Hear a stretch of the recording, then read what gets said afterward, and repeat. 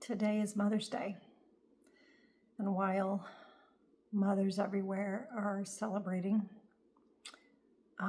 some of us are just trying to survive the day. I lost my daughter 6 years ago, almost 7. And Mother's Day is one of the hardest days for me to get through. Mother's Day, her birthday, and the day she left. I don't say the D word. I say she left. She passed. Can't say the D word. My daughter was born in Frankfurt, Germany, Frankfurt Army Regional Medical Center on August 27th, 1987. My ex-husband was in the Army, and we were in Germany for several years. Her name was Brittany. Her name is Brittany Ashley, and she was beautiful. I had my little boy already. He was 5 years and 3 weeks, and I wanted so much to have a little girl that I felt as if it wasn't even possible, that I couldn't be that blessed to have my little boy and a little girl. But it happened, and she was a beauty. Through her years growing up, she was involved in a lot of activities. She was on a clogging team. She was on the Junior Gardens Club. She was a cheerleader. When she got to high school, she was in band. She had a lot of friends. And then at 17, something changed. Brittany had a back injury, and she saw a pain specialist in Orlando.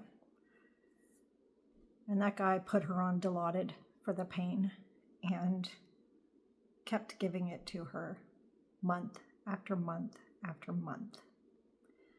I had never heard the term opioid addiction. That was 22 years ago when you didn't hear so much about it.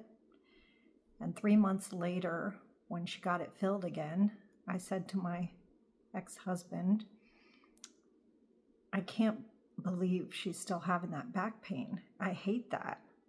It never occurred to me that she wasn't having the back pain any longer. She was now addicted to the Dilaudid. That time period began a downward nightmare of a spiral for about 13 years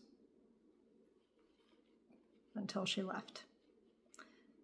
She met someone, got married, and had 2 children. Someone who was an addict and who was abusive. And he taught her how to melt the Dilaudid down and shoot it into her veins. I didn't know until she was 22 that she was still doing it.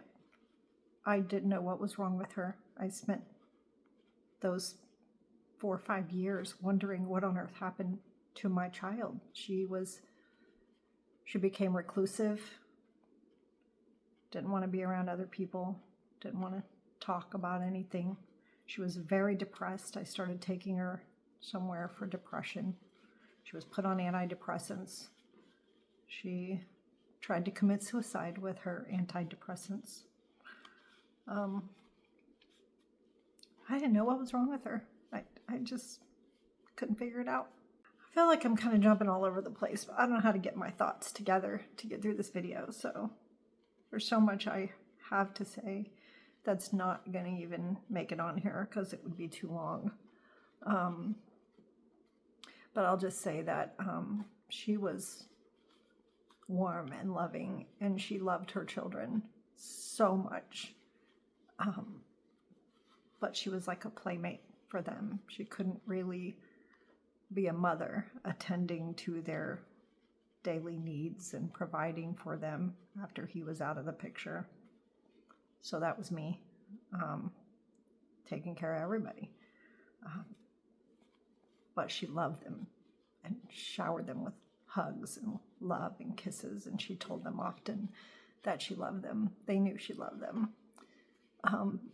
And I often wondered, why doesn't she love them enough to stop doing what she's doing? But I learned that addiction doesn't work that way. I watched her many, many times try to quit. And after years of that, I began to realize those bouts that she had with horrible stomach pain and throwing up for 3 days were when she was trying to quit. And on about the third day of that, she would disappear for a while. And then she'd come back okay. She'd come back fine. And I began to realize what was happening.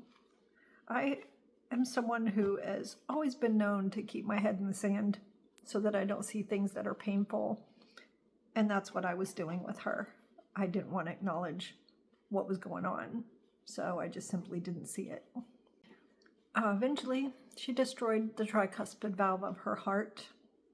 She had an open heart surgery in 2016.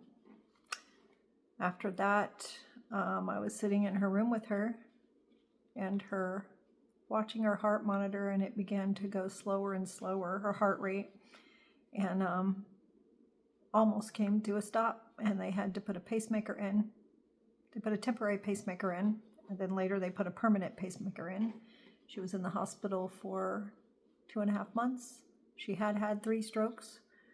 Then they let her out, and the surgeon told her, "Brittany, if you go back to doing what you were doing, you're going to die." Well, the system is really screwed, because what do you think they were giving her for 2.5 months in the hospital? Dilaudid and morphine. There's no system in place to help her deal with her addiction and get off of it. They were feeding it to her. Granted, she had to have pain medicine, but it wasn't helping because she had such a tolerance built up to it. So of course, even knowing that it was going to take her, she still did it. Nothing we tried worked. She wanted to go to rehab. I finally got her in rehab. She was in for a month. I didn't have money to pay anymore, so she got out. And the following year, became very sick again and had to have another. Well, she disappeared. She was in Tampa General Hospital. They were doing everything they could. They were going to replace her heart valve again, because the local surgeon who did it the first time said he didn't do it a second time for an addict. Tampa was going to do it, but they couldn't get the infection under control that was on her heart valve. And they came in at one point and said, "We've tried everything. There's no medicine left to try. Nothing is working." And after they left, she said, "Mom, why would I stay here if they can't fix me?" And I said, "Baby, that's ridiculous. You're 31 years old. They're going to find an answer. I'm meeting with the surgeon in the morning, and he's going to have an answer. He's going to deal with this." I wasn't seeing. I wasn't hearing what they were saying. But she did. She called us all to her, and she gave us long, tight hugs. I'm going to put up a picture of that hug with her children, because after we left the hospital, she disappeared. And she went somewhere to get septic and pass, because she knew that's what was going to happen anyway. During the time that she was missing, she did text with me, and I begged her to get somewhere for help. She kept telling me she was going to. She wouldn't tell me where she was. I begged her to tell me where she was, and she wouldn't. The last message I ever got from her was about 11:30 at night. And she said, "Mom, I'm so confused." And that's the last she ever said to me. A couple days later, she was found, delirious, screaming, taken to the ER. And by midnight, they had to put her on life support. That, I believe, was on a Friday. On Tuesday, she had her second open heart surgery, and that same surgeon who said he doesn't replace a valve a second time for an addict simply just removed her valve and left it out. And she passed 6 hours later. Even when that happened, I didn't see it happening. I don't know why. It's a mother's thinking, I guess, that it couldn't conceivably happen to you, not your child. The idea of losing my daughter was just inconceivable. How can that happen? It just can't happen. It's not going to happen. But it did happen. I've always had the attitude that you can do anything in life that you want to do. If you want to do it bad enough, you'll find a way to make it happen. But when you lose your child and you find that out, that she's gone, it's the most horrible feeling that there is nothing on this earth that you could do to change that. You can't change it. You can't wish her back. There's nothing you can do. It's the most horrible, helpless feeling ever. I have her beautiful babies now. They were 7 and 9 when this happened. Now they're 14 and 16. And they're wonderful, beautiful, amazing kids. I know she's proud of them. I know she sees them, sees us. She's here with us. I feel that.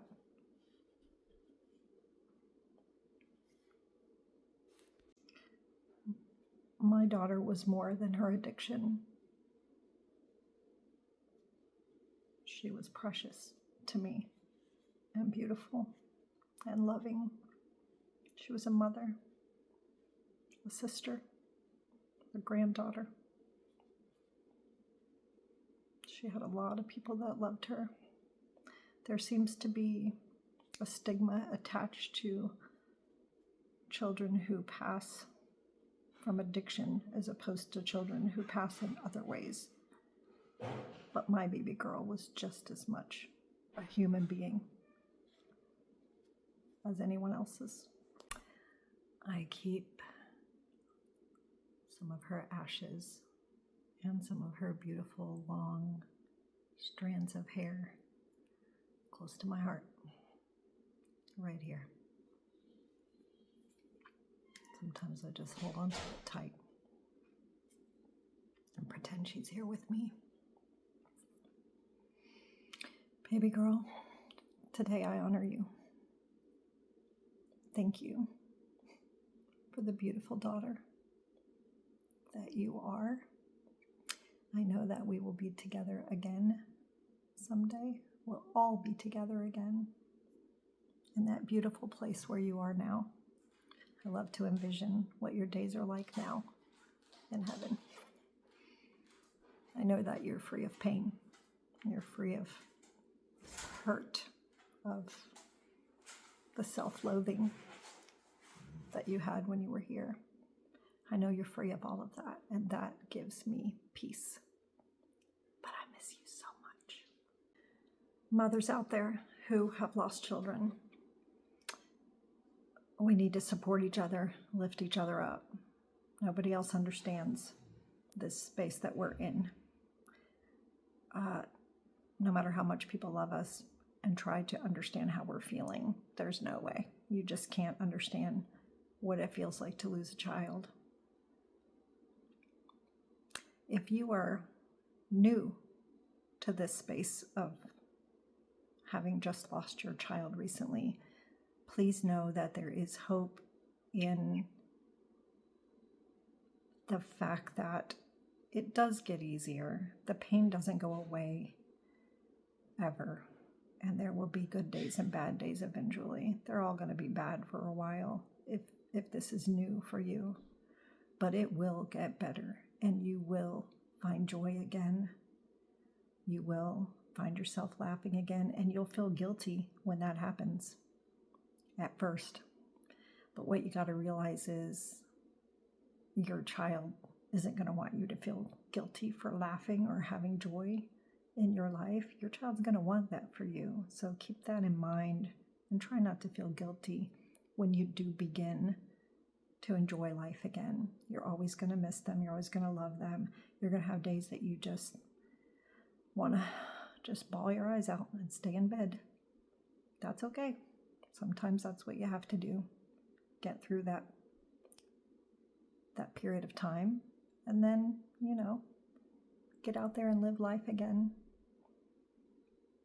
There are many ways to find joy in this life, and sometimes you got to look for it. It's not going to come knock on your door. That's one thing that has really helped me, is by just getting out and finding my joy. I'm almost 7 years in, and I'm doing okay. I miss her terribly. I know you miss yours as well. You'll be okay too. I'm here if I can ever help any of you. Just please message me. That's what I'm here for. Bottom line, that's why I started this channel. I want to help others who have lost a child or who are raising grandchildren at our age. I'm 62. Or learning how to live minimally, saving money for retirement. If you haven't done that, I mean, I did, but lost it. Had to start over from scratch. So I've learned a lot, and I want to impart that on others who are in my position. But let's just build each other up, help each other. I love you all.